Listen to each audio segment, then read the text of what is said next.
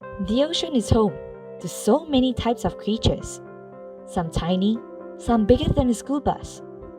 As we venture down into the depths, we enter the bathypelagic zone, where light and food become a lot more scarce. Deeper still, and we enter the abyssal pelagic, or the abyssal zone. Immense pressure, harsh temperature conditions, coupled with how light and food are hardly present. Ever wonder if creatures even exist? In fact, we do find big alien-like creatures. How can we explain their giant sizes? Scientists have several explanations for this, and here are some of them. As temperature drops in the deep ocean, the amount of dissolved oxygen increases. This higher bioavailability of oxygen has driven Chow and Peck to hypothesize the problem of oxygen toxicity, especially for smaller organisms who are poor oxygen regulators. To balance increased toxicity risks while ensuring sufficient respiration, being large is key. It is a challenge for smaller creatures to regulate their oxygen intake due to high viscosity and drag forces by deep ocean currents. Large body sizes are researched to be less affected by viscosity, allowing better regulation of oxygen without utilizing much energy. One example would be the colossal squid. The irregular movement of its enhanced lateral fins requires quite an amount of oxygen, which is demanding by just relying on cutaneous respiration.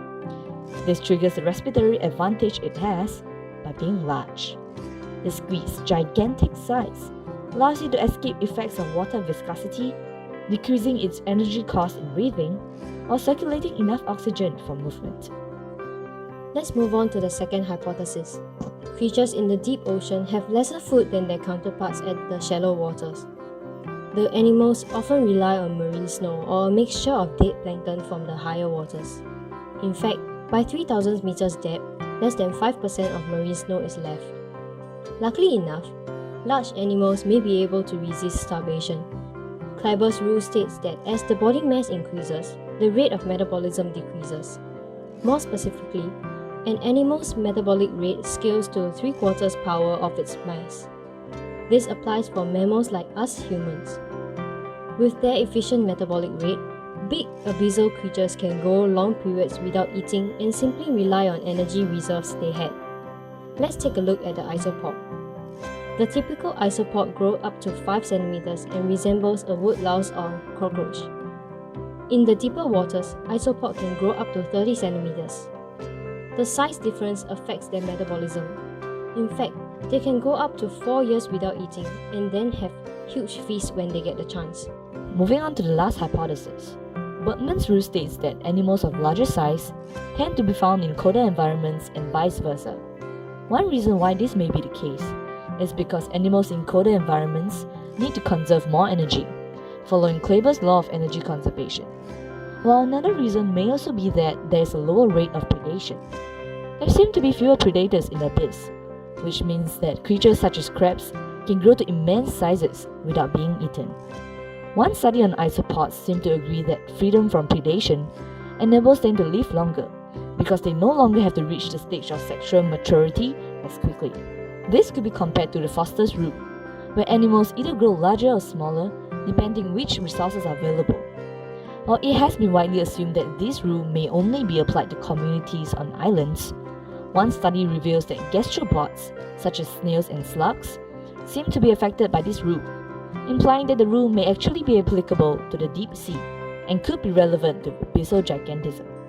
So now can we imagine the gigantic sizes of deep sea organisms? Scientists are still finding it hard to unravel the reasons behind gigantism, as body size is so central to evolutionary processes. There is no single reason for why deep sea creatures can grow up to such large sizes. Different creatures have their own ways of adapting to the harsh environment, ranging from having a gelatinous consistency, bioluminescence, from starving to gigantism. You'll be surprised by the vast diversity of creatures living in the deep ocean.